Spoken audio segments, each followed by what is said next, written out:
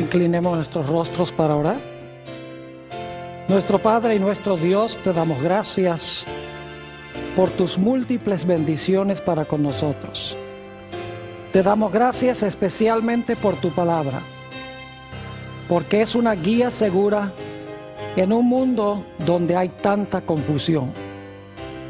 Pedimos, Señor, que al estudiar en cuanto al duelo en el huerto, que tu Espíritu Santo nos acompañe y nos instruya.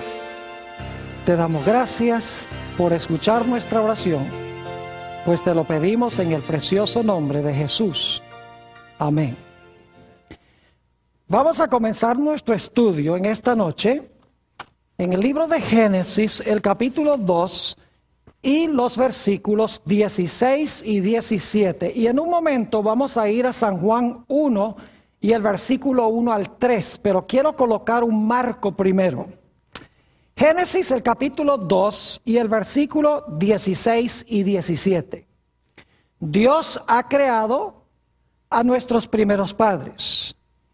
Y dice la Biblia que colocó un árbol en medio del huerto, un árbol prohibido. Y dice lo siguiente en cuanto a este árbol. Y mandó Jehová Dios al hombre diciendo: de todo árbol del huerto podrás comer, mas del árbol del bien y del mal, de la ciencia del bien y del mal, no comerás, porque el día que de él comieres, ciertamente morirás. En otras palabras, Dios le estaba diciendo al hombre: tú tienes que vivir una vida en perfecta armonía con mi ley para continuar viviendo. El día que tú desobedezcas mi ley, y ya hemos visto que todos los 10 mandamientos estaban contenidos en este solo mandato de Dios, Dios le dijo al hombre: si tú llegas a comer del árbol, eso es pecado y te va a traer la muerte. Es decir, obedece y vivirás, desobedece y morirás. Ahora sí vamos al Evangelio según San Juan, el capítulo 1 y los versículos 1 al 3. San Juan, el capítulo 1 y los versículos 1 al 3. Habla aquí en cuanto a Jesús. ¿Cómo fue él antes de la creación? Y vamos a leer en unos momentos más adelante en el capítulo un versículo, el versículo 14, sobre la encarnación de Jesús. Dice en San Juan 1 y el versículo 1, en el principio era el verbo, y el verbo era con Dios, y el verbo era Dios. No era miembro de nuestra familia, ¿verdad? Era miembro de la familia de Dios. Nosotros somos seres humanos. Versículo 2, este era en el principio con Dios. Y ahora escuchen bien.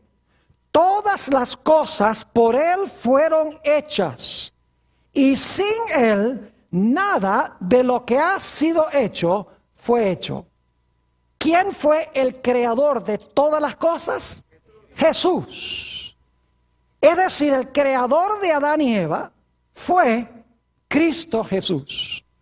Y al leer el relato bíblico nos damos cuenta que aunque Jesús fue el creador, él colocó a Adán y Eva en un huerto y colocó a Adán como el padre y representante de la raza humana. Es decir, colocó a Adán como el rey sobre el planeta Tierra. Vamos a leer eso de nuevo, como ya lo hemos leído, en el libro de los Salmos, el Salmo 8 y los versículos 3 al 5. Salmo 8, 3 al 5. Aquí dice el salmista David, en el Salmo 8 y el versículo 3 al 5, cuando veo tus cielos, obra de tus dedos, la luna y las estrellas que tú formaste, digo, ¿qué es el hombre para que tengas de él memoria, y el hijo del hombre para que lo visites? Le has hecho poco menor que los ángeles, y lo coronaste de gloria y de lustre. Fíjense que Adán fue coronado de gloria y lustre. Los reyes usan coronas, ¿verdad? Versículo 6. Le hiciste señorear, es decir, lo pusiste a reinar sobre las obras de tus manos. todo lo pusiste debajo de sus pies. Es decir, aunque Jesús fue el creador, Él colocó a Adán como el rey sobre el planeta Tierra. Y era el plan de Dios de que Adán y sus descendientes viviesen para siempre. Pero luego vino la tragedia del pecado. Y como hemos leído en el Evangelio según San Lucas, el capítulo 4 y los versículos 5 al 7, un nuevo poder llegó a controlar al planeta Tierra. Vamos a leer eso en el Evangelio según San Lucas, el capítulo 4 y el versículo 5.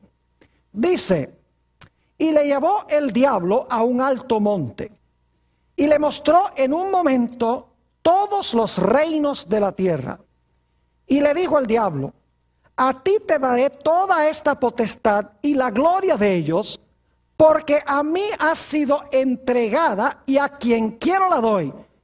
Si tú, postrado, me adorares, todos serán tuyos. Es decir, el diablo dice: a mí ha sido entregado el reino o los reinos, y a quien yo quiero se los doy. Obviamente los reinos pertenecían al principio a Adán. Este mundo pertenecía a Adán, le fue dado como un regalo por Jesús el Creador. Pero como Adán y Eva escogieron pecar, fueron destituidos de su posición de reinado y se sentó sobre el trono de este mundo Satanás. Y la raza humana necesitaba a un redentor.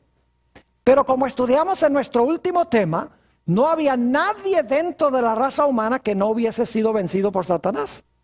Porque en Romanos 3:10 dice: todos han pecado, no hay justo ni aún uno. Todos han pecado y están destituidos de la gloria de Dios. Es decir, el plan original de Dios era que el hombre fuese rey, que su territorio fuese el planeta Tierra y viviese para siempre. Cuando Adán pecó y sus descendientes pecaron, se estropeó el plan.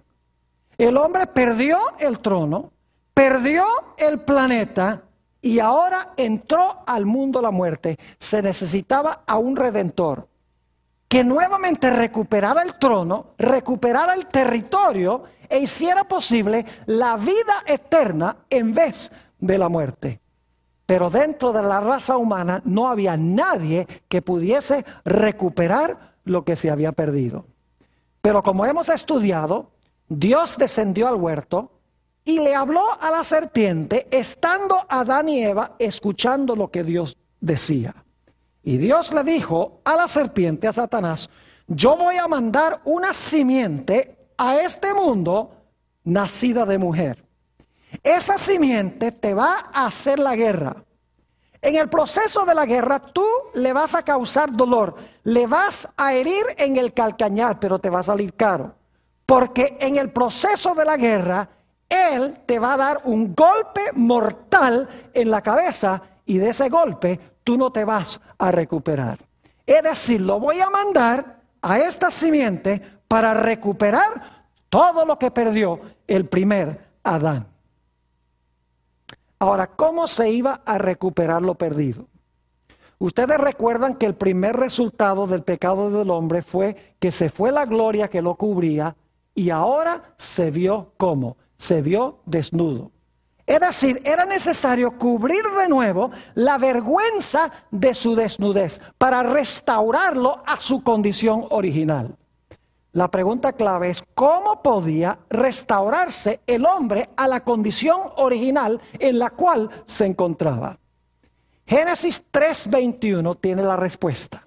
Vayan conmigo a Génesis 3:21, lo hemos leído de nuevo. Este repaso es vital para lo que vamos a estudiar en nuestro tema de hoy.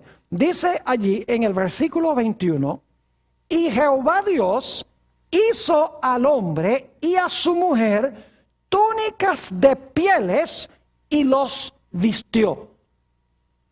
¿Qué hizo Dios para Adán y Eva? ¿Túnicas de qué? Túnicas de pieles y los vistió. Ahora, hay 4 puntos claves que quiero recalcar en este versículo. Número 1, Adán y Eva estaban desnudos como resultado de su pecado. En segundo lugar, se escogieron probablemente 2 corderos, o por lo menos 2 animales perfectos, sin defecto.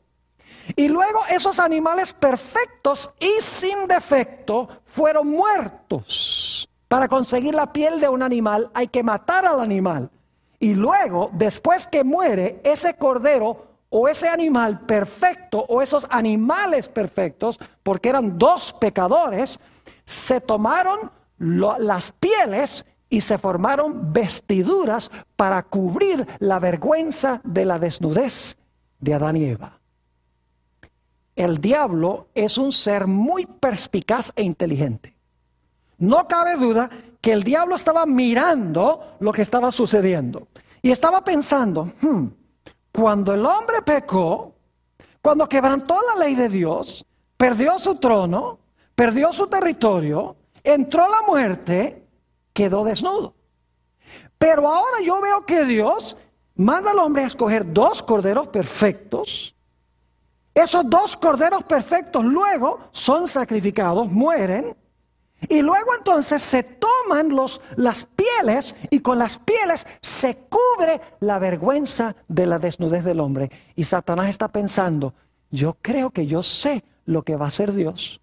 Dios va a mandar a la simiente de la mujer y la simiente de la mujer va a vivir una vida perfecta. Ese cordero representa al que va a venir. Y como el cordero era perfecto, él va a vivir una vida perfecta. Y después de vivir una vida perfecta, él va a morir. Y por su muerte, de alguna manera, se va a cubrir la vergüenza de la desnudez del hombre. Dios va a restaurar al hombre a su condición original, tapándole la vergüenza de su desnudez. Es decir, tenemos aquí la primera promesa de salvación que involucraba un cordero perfecto, la muerte del cordero perfecto para cubrir la vergüenza de la desnudez del pecado del hombre. Como les mencioné, en San Juan 1:14 encontramos el momento en que la simiente escogió encarnarse en la raza humana. Dice allí en San Juan, el capítulo 1 y el versículo 14, que aquel verbo fue hecho carne y habitó entre nosotros. Es decir, aquel que pertenecía a la familia de Dios, el verbo, quien era ya en el principio. Llegó un momento en que él escogió incorporarse dentro de la raza humana para rescatar lo que nuestros primeros padres y la raza humana habían perdido. Pero qué forma tan extraña de llegar al campo de batalla. Nacer en un mundo controlado por el rebelde. Naciendo en un mundo como un bebé indefenso. Con el propósito, en primer lugar, de vivir una vida perfecta. Y después de vivir una vida perfecta, sin cometer pecado ni una sola vez, entonces morir por los pecados de la raza humana. Es decir, Jesús vino a este mundo con 2 propósitos principales. Vino para vivir una vida perfecta y vino para morir. Vino para vivir la vida perfecta que nosotros debemos vivir. Y vino para morir la muerte que nosotros, por causa del pecado, debemos de morir. Vino a vivir por nosotros y Jesús vino también a morir por nosotros. Vino a tomar nuestro lugar, en otras palabras. Y alguno dirá, pero pastor, ¿cómo podía Jesús tomar el lugar de todos nosotros? Es muy sencillo. Cristo nos creó a todos. Y por si acaso alguno dice, no, a mí no me creó Jesús, porque yo nací después de mi mamá. Yo le voy a recordar que usted vino de su mamá, es verdad. Su mamá vino de la mamá de ella, es verdad. La mamá de ella vino de la mamá de ella. Pero si van hacia atrás, hasta el principio, ¿a dónde llegan? Llegan a nuestros primeros padres, Adán y Eva. Es decir, que cuando Jesús creó a Adán y Eva, creó a toda la raza humana y solo el que creó a todos podía ofrecerse en lugar de todos. Un ser humano común y corriente no podía, porque Él solo era un individuo, no creó a todos. Jesús, cuando creó a la raza humana, se hizo responsable por la raza humana. Ahora es interesante notar que en Éxodo 12 y el versículo 5, nos habla del cordero que se ofreció en el tiempo de la Pascua, cuando Israel fue librado de Egipto. Vamos a notar eso, Éxodo el capítulo 12 y el versículo 5. Y quiero que noten qué interesante las características de este cordero. Nuevamente, Éxodo 12 y el versículo 5. Dice, el animal será sin qué, sin defecto. Macho de 1 año, cuando dice macho de 1 año significa un cordero joven, es decir, iba a morir el cordero joven y el cordero iba a ser sin defecto. Dice, lo tomaréis de las ovejas o de las cabras.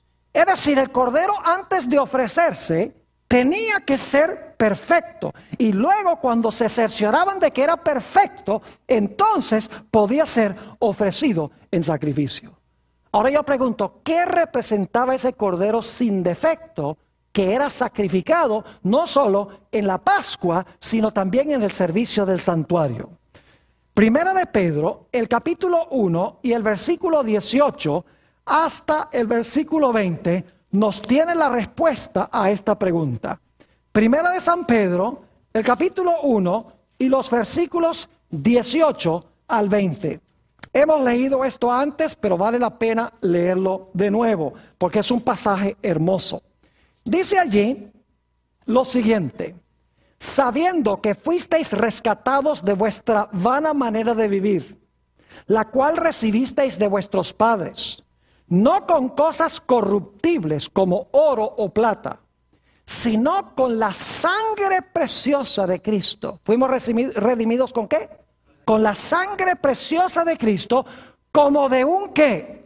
Un cordero. ¿Qué clase de cordero? ¿Sin qué?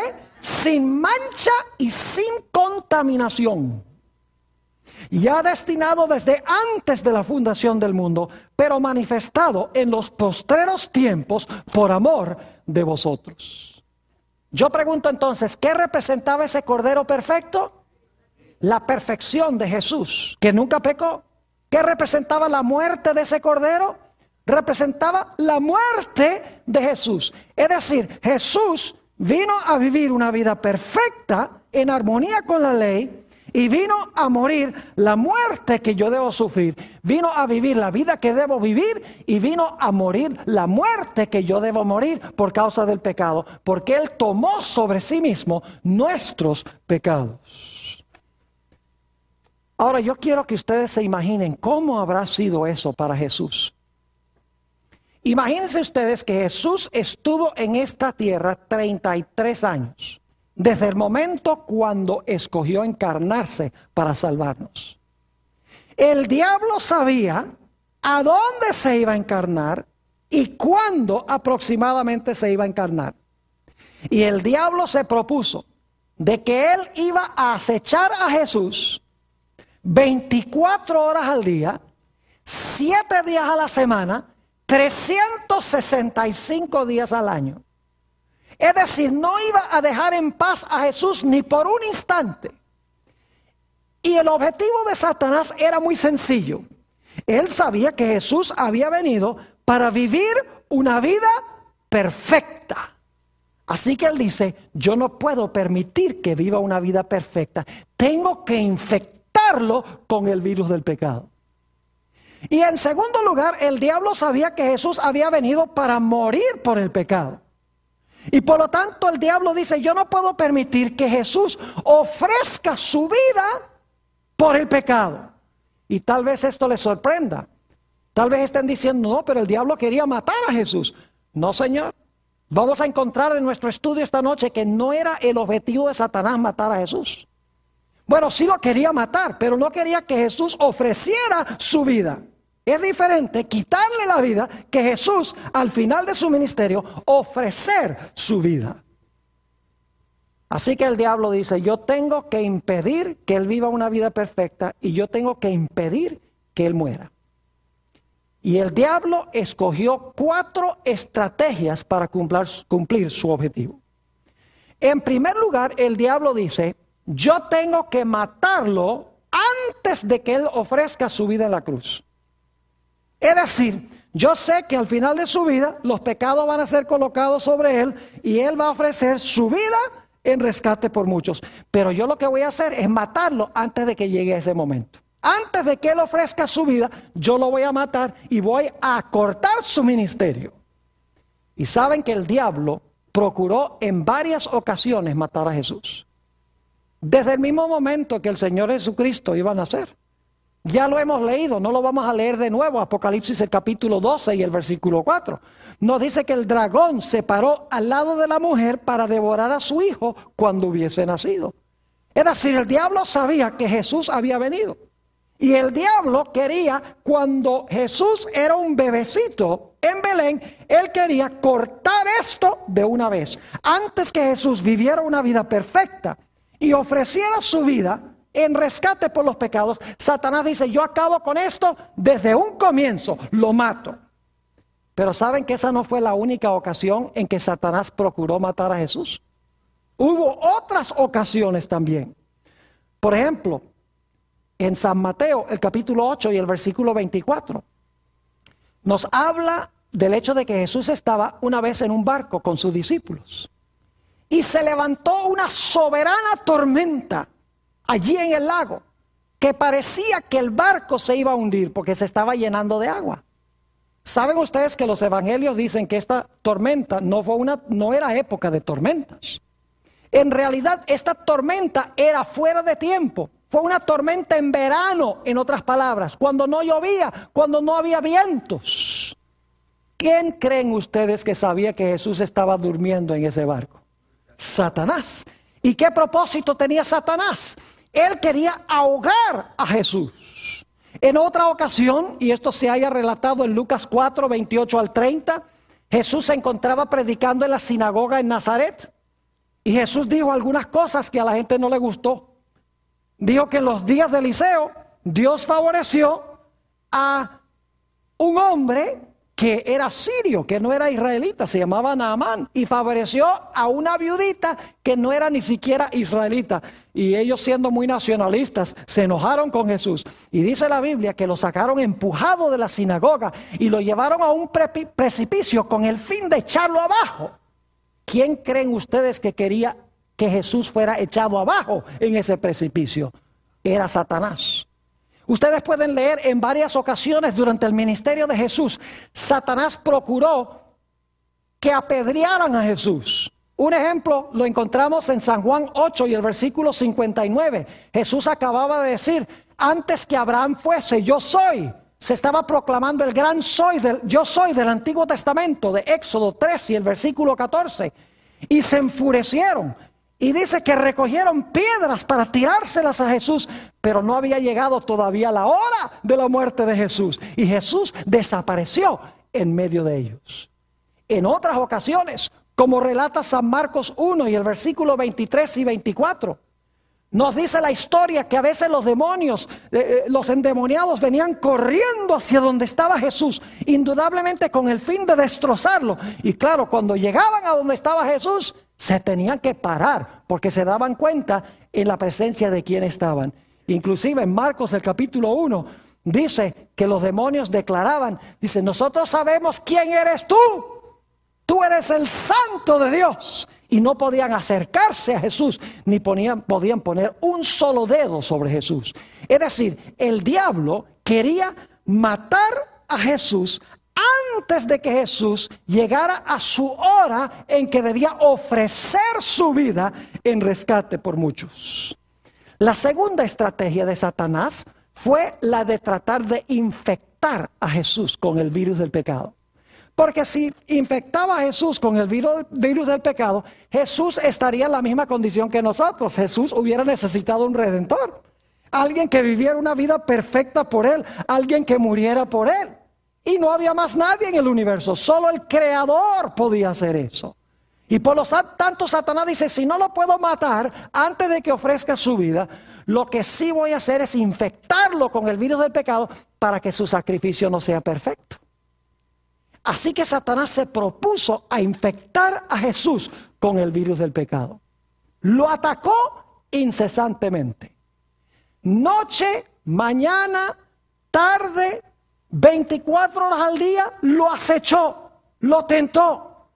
Pero la Biblia nos dice que cada ataque de Satanás era respondido con Jesús, con las palabras, escrito está. Nos dice en Hebreos el capítulo 4 y el versículo 15 en cuanto a Jesús. Si van conmigo allí, Hebreos el capítulo 4 y el versículo 15 nos habla en cuanto a la perfección de Jesús. Este es un texto muy bien conocido y muy alentador, muy hermoso. Dice allí en el versículo 15, porque no tenemos un sumo sacerdote que no se pueda compadecer de nuestras debilidades, sino uno que fue tentado en todo según nuestra semejanza, ¿pero qué? Pero sin pecado. ¿En cuántas cosas fue tentado Jesús como nosotros? En todo como nosotros, pero nunca ¿qué? Nunca pecó. ¿Saben que esto es una cosa increíble, que Jesús haya podido vivir 33 años en el planeta Tierra y nunca haya caído en pecado, ni en pensamiento, ni en acción? Y alguna persona dice, pero pastor, si Jesús no pecó, ¿cómo me puede entender si yo peco? Pues yo doy gracias a Dios de que Jesús no pecó para entenderme, para entender mi situación. Déjenme darles una ilustración. Si ustedes se están hundiendo en arena movediza, ¿qué preferirían? ¿Preferirían tener a otra persona en la arena con ustedes simpatizando con lo que están pasando? ¿O preferirían tener a alguien en tierra seca, en tierra firme, que pueda lanzarles la soga para sacarlos? Yo preferiría tener a alguien en tierra sólida con una soga para sacarme. Si Jesús hubiera pecado, Él hubiera estado en la arena hundiéndose con nosotros y no podría habernos salvado. Note lo que dice Primera de San Juan, el capítulo 3 y el versículo 5 en cuanto a Jesús. Dice, sabemos que Él apareció para quitar nuestros pecados y no hay pecado en Él. ¿A qué vino Jesús? A quitar nuestros pecados. ¿Y qué? Y no hay pecado en Él. Note lo que dice Primera de San Pedro, el capítulo 2 y el versículo 22. Declara esto. En cuanto a Jesús, el cual no hizo ¿qué? No hizo pecado, ni se halló engaño en su boca. El testimonio del Nuevo Testamento es que aunque Satanás se lanzó con todas sus fuerzas en contra de Jesús, el Señor Jesucristo resistió cada ataque de Satanás y nunca pecó. Es decir, Jesús era un cordero perfecto, sin mancha, sin mácula, sin defecto. Y por eso podía ofrecer un sacrificio perfecto por nuestros pecados. Así que el diablo no pudo matarlo antes que llegara su hora. El diablo no pudo infectar a Jesús con el virus del pecado. Pero un tercer método que usó Satanás fue tratar de desviar a Jesús de la misión que él vino a cumplir. Ahora, quiero explicarles lo que quiero decir. El diablo constantemente procuró desviar a Jesús del camino de la cruz. Porque él sabía que si Jesús moría en la cruz, su reino iba a quedar liquidado para siempre. Así que Satanás dice, yo tengo que convencer a Jesús de que adopte cualquier otro plan. Inclusive sería bueno que adoptara el plan de sentarse en el trono en Jerusalén para gobernar sobre los judíos, que es lo que ellos quieren, desviarlo del camino de la cruz. Y el diablo lo hizo de varias formas. Solamente les voy a mencionar los versículos por la premura del tiempo, pero ustedes los tienen en sus listas. En Mateo el capítulo 4 y el versículo 8 y 9.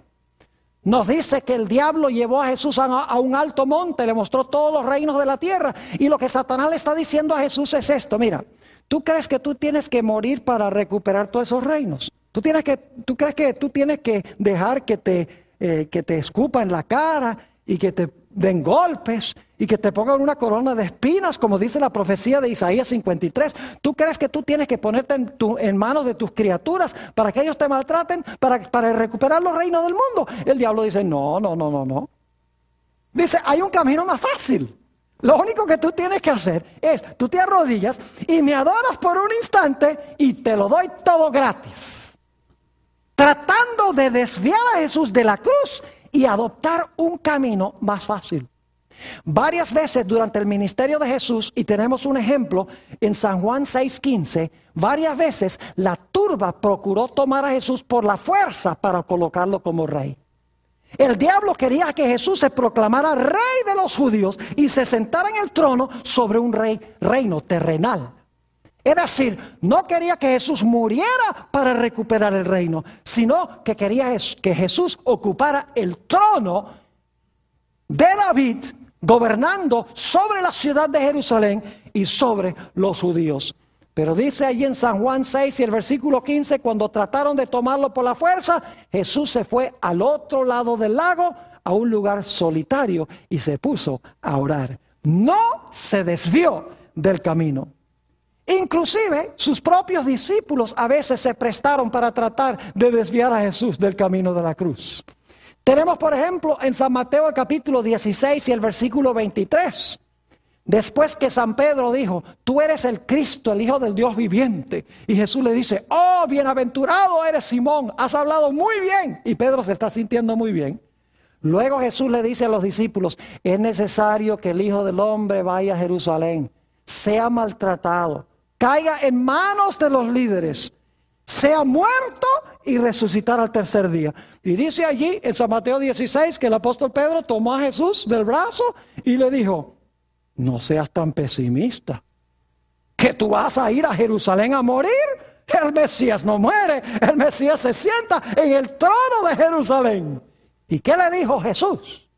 No estaba hablándole a San Pedro. Jesús le dice, apártate de mí, Satanás, porque me eres ¿qué? Porque me eres un estorbo, eres piedra de tropiezo. Es decir, Pedro se estaba prestando como instrumento para tentar a Jesús de que no fuera la cruz, sino que fuera la clase de Mesías que los judíos estaban esperando. Unos pocos versículos después, en el capítulo 17 y el versículo 4, Jesús subió con 3 de sus discípulos al monte de la transfiguración, con Pedro, Santiago y Juan. Y Jesús se transfiguró delante de ellos, como se verá cuando venga en poder y gloria en su segunda venida, para que ellos captaran una vislumbre de lo que iba a venir después de la cruz. Y descienden sobre el monte 2 personajes, Moisés y Elías. Moisés había muerto y resucitado, ido al cielo. Y Elías había sido trasladado al cielo de entre los vivos, cuando leemos el Antiguo Testamento.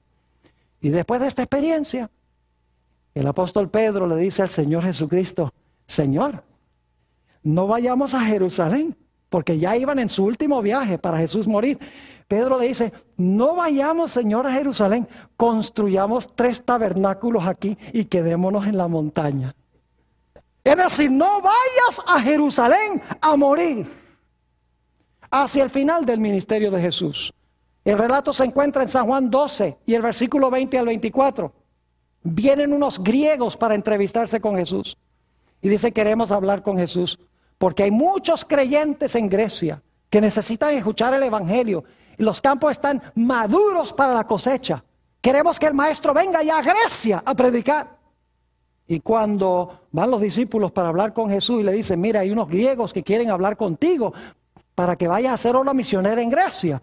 Jesús dice algo que parece estar desconectado de la conversación. Jesús dice, ha llegado el momento en que el Hijo del Hombre sea glorificado. Es decir, no es tiempo de ir a Grecia, es tiempo de ir a la cruz, mi hora ha llegado, es tiempo de morir. Y luego dice, si un grano de trigo cae en la tierra y muere, retoña y produce mucho fruto. Pero si cae en la tierra y no muere, queda solo y no produce fruto. Lo que está diciendo Jesús es, si yo voy a la cruz y muero, entre los griegos habrá mucho fruto, como resultado de mi muerte.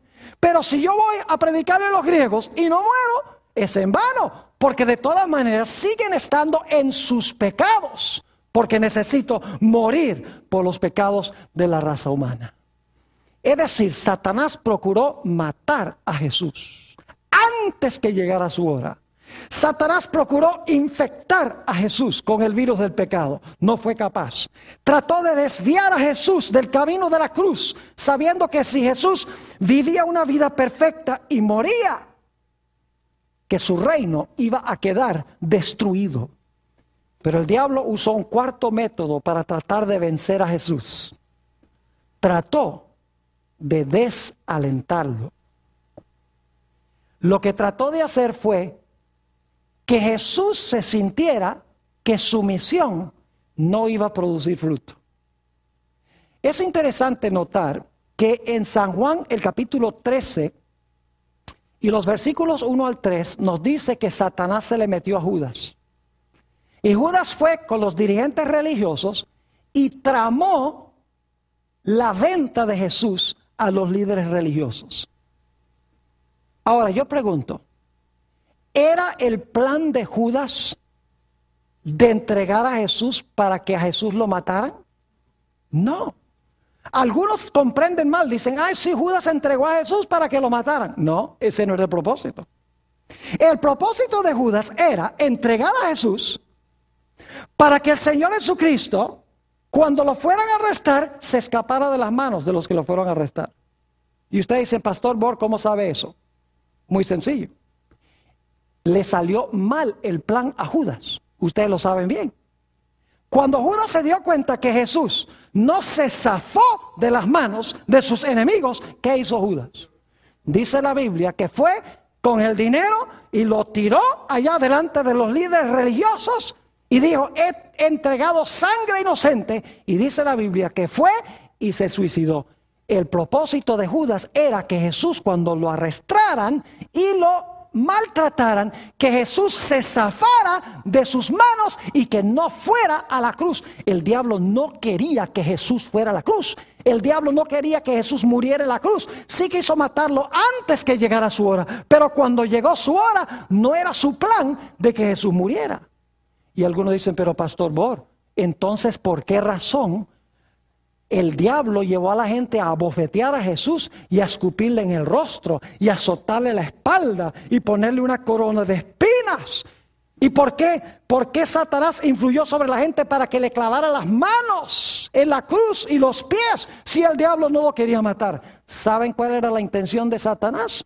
La intención de Satanás era que causándole este sufrimiento a Jesús, que Jesús se vengara de los que le estaban haciendo esto. Que Jesús se escapara de sus manos, en otras palabras, y que no muriera, sino que se vengara, y de esta manera quedaría destruido el plan de la salvación. El diablo procuró por todos los medios desalentar al Señor Jesucristo.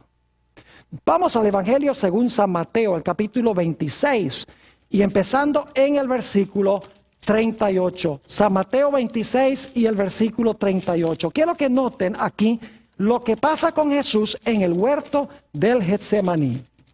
Mateo al capítulo 26 y voy a leer empezando en el versículo 38. Entonces Jesús les dijo, mi alma está muy triste hasta la muerte. Quedaos aquí y velad conmigo. ¿Qué le dice a sus discípulos? Estoy muy triste. Quédense aquí y velen un rato. Quédense despiertos y velen conmigo. Versículo 39. Yendo un poco adelante, se postró sobre su rostro, orando y diciendo, ahora escuchen esto, Padre mío, si es posible, pase de mí esta copa, pero no sea como yo quiero, sino como tú. ¿Qué tenía Jesús en la mano? Una copa. ¿Y qué le está rogando a su Padre? Que esa copa, ¿qué? Pase. Jesús oró esta oración 3 veces. Noten el versículo 42. Otra vez fue y oró por segunda vez diciendo, Padre mío, si no puede pasar de mí esta copa sin que yo la beba, hágase tu voluntad. Versículo 44. Y dejándolos, se fue de nuevo y oró por tercera vez diciendo las mismas palabras. Jesús oró 3 veces: Padre, quiero que pase de mí esta copa. Ahora yo quiero preguntarles, ¿qué era lo que contenía esa copa? Lo que tenía esa copa era la ira de Dios. La ira de su Padre contra el pecado. Ustedes recuerdan que en el libro de Apocalipsis hay 7 copas que tienen 7 ángeles. ¿Y de qué están llenas las copas? Dice que las copas están llenas de la ira de Dios. Es decir, la copa que Jesús tenía que beber estaba llena de la ira de Dios. Y enseguida decimos, ¿por qué estaba llena de la ira de Dios si Jesús nunca pecó? La razón es que Jesús tenía que beber la copa que tú y yo debemos beber. El Señor Jesucristo tenía que beber la copa de la ira de Dios contra el pecado, porque Jesús estaba tomando sobre sí mismo nuestros pecados. ¿Y saben quién le dio esa copa a Jesús?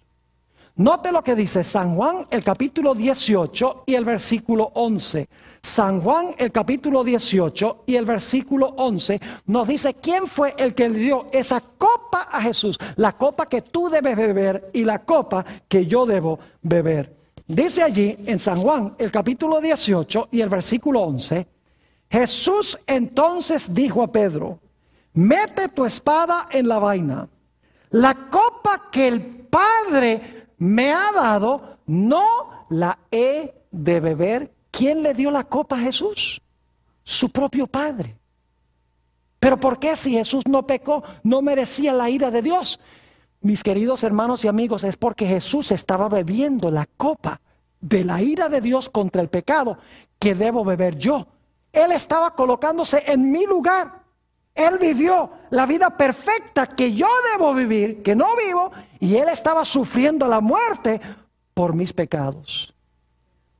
Es tan terrible el sufrimiento de Jesús que leemos en el Evangelio según San Lucas, el capítulo 22 y el versículo 44. Si van conmigo allí, San Lucas, el capítulo 22 y el versículo 44, que dice que el Señor Jesucristo sudaba grandes gotas de sangre. Dice allí, y estando en agonía, oraba más intensamente, y era su sudor como grandes gotas de sangre que caían hasta la tierra. ¿Cuánta agonía debe estar sufriendo una persona que en vez de sudar sudor, sude gotas de sangre? Saben que posiblemente muchos de ustedes han visto esa película, La Pasión del Cristo, de Mel Gibson. Esa película lo que enfatiza mayormente, según me dicen, es la violencia física que sufrió Jesús. Pero la violencia física que sufrió Jesús no fue nada comparado con su agonía espiritual y mental. Porque el Padre estaba colocando sobre Jesús todos los pecados de la raza humana. Los que se han cometido, los que se estaban cometiendo y los que había todavía por cometer. Jesús estaba cargando todos los pecados de la raza humana, castigado por su propio Padre, bebiendo la copa de la ira de Dios. Nos dice en San Lucas 22:53 que esta fue la hora de la potestad de las tinieblas. Es decir, Satanás estaba torturando a Jesús.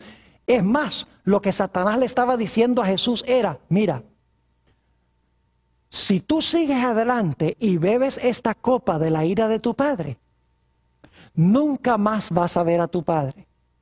Porque tu Padre odia tanto el pecado que si tú bebes la copa de la ira de tu Padre, vas a quedar separado eternamente de Él. Así que piénsalo bien. Porque si tú te bebes esa copa, nunca más vas a ver el rostro de tu Padre. Vas a quedar separado para siempre. Fíjense que está tratando de desalentar a Jesús. Y el diablo usó otros métodos para desalentar a Jesús. Por ejemplo, cuando sus discípulos debían estar orando por Jesús, ¿qué estaban haciendo? Estaban durmiendo. Judas, uno del círculo de los discípulos, lo entregó. San Pedro, uno de los más importantes discípulos, ¿qué hizo? Lo negó.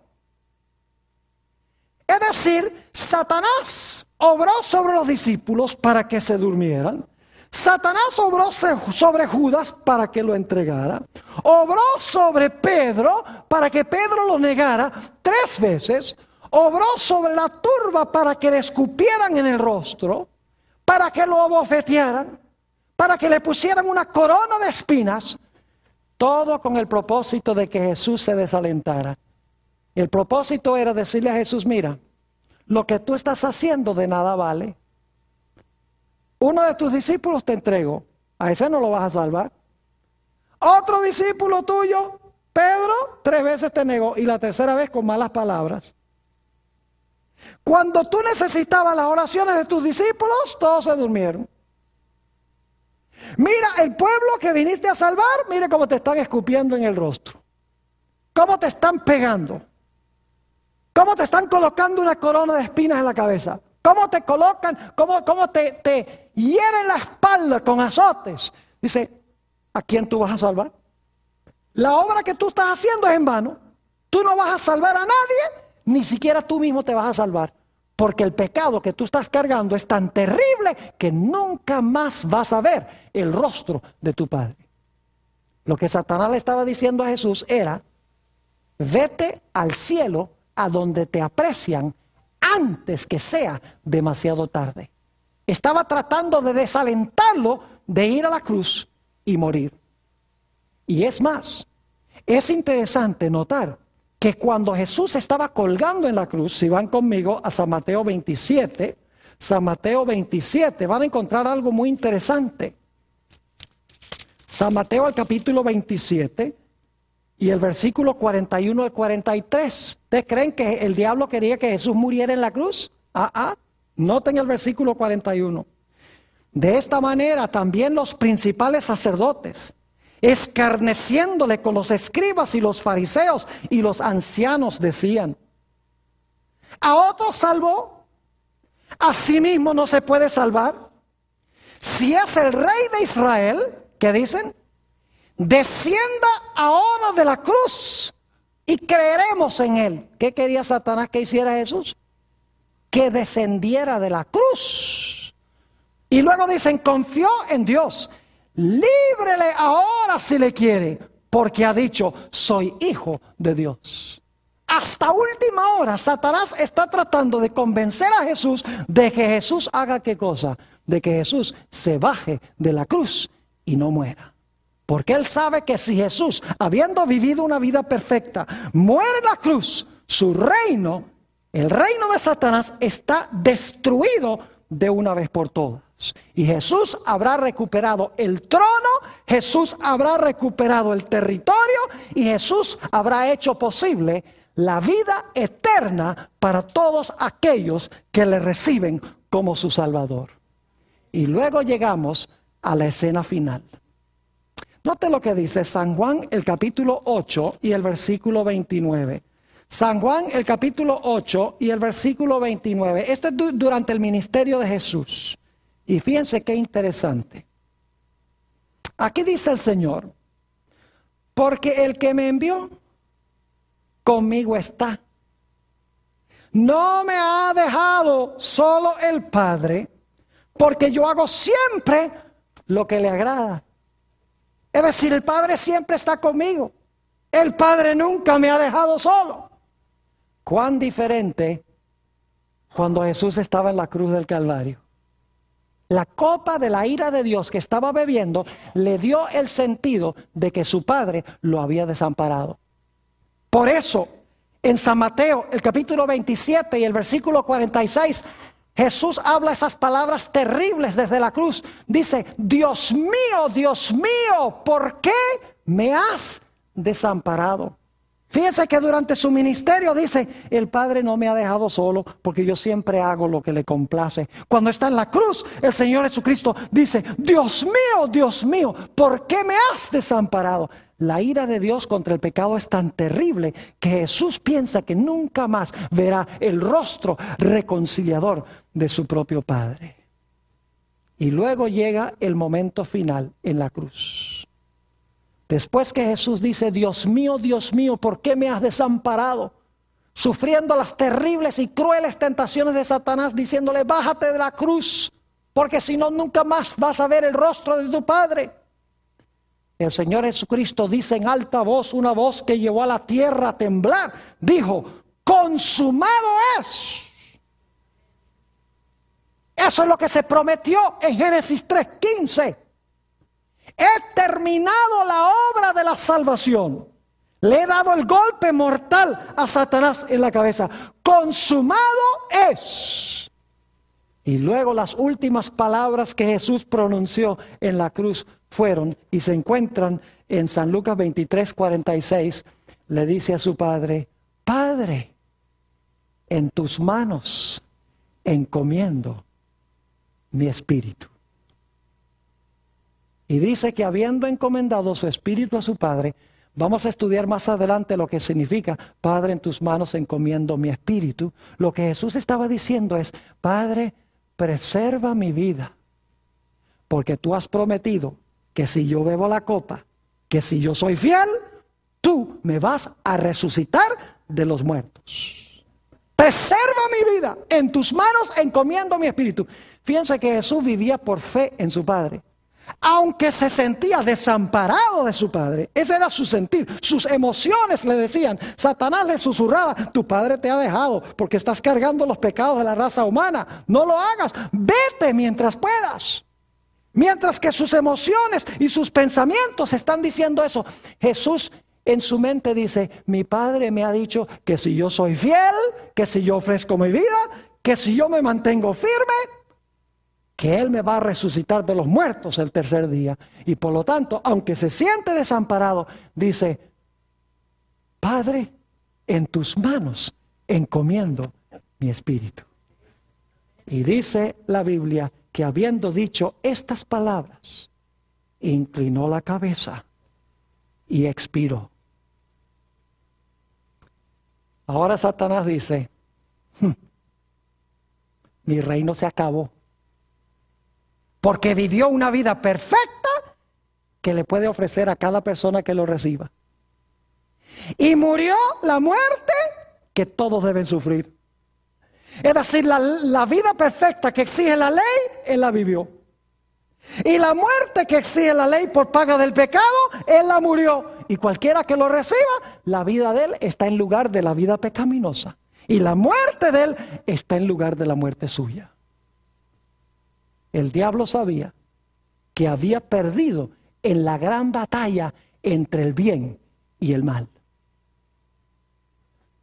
Pero el diablo no estaba por darse por vencido. La Biblia nos dice que él colocó una guardia romana, influyó sobre Pilato para colocar una guardia romana delante del sepulcro. Influyó para que pusieran una gigantesca piedra enfrente de la entrada del sepulcro. E indudablemente también colocó allí a sus más poderosos y mejores demonios para vigilar el sepulcro. Porque él sabía que Jesús había profetizado que iba a resucitar el tercer día.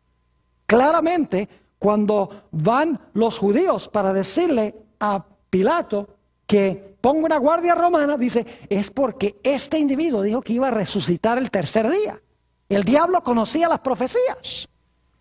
Me imagino a todos los demonios que estaban allí presentes, los soldados romanos, la piedra en la entrada. Y el que había vivido la vida perfecta por nosotros y había muerto, la muerte que nosotros debemos sufrir dentro del sepulcro. Cuando muy temprano, el primer día de la semana, descienden dos ángeles poderosos del cielo. Uno de los ángeles se para afuera del sepulcro, el otro se sienta y dice, habiendo quitado la piedra, dice: ¡oh Hijo de Dios, tu Padre te llama!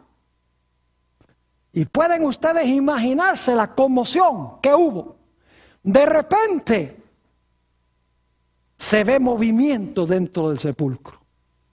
Y sale por la entrada del sepulcro, habiéndose quitado los lienzos, o habiéndole el ángel probablemente quitado los lienzos de Jesús.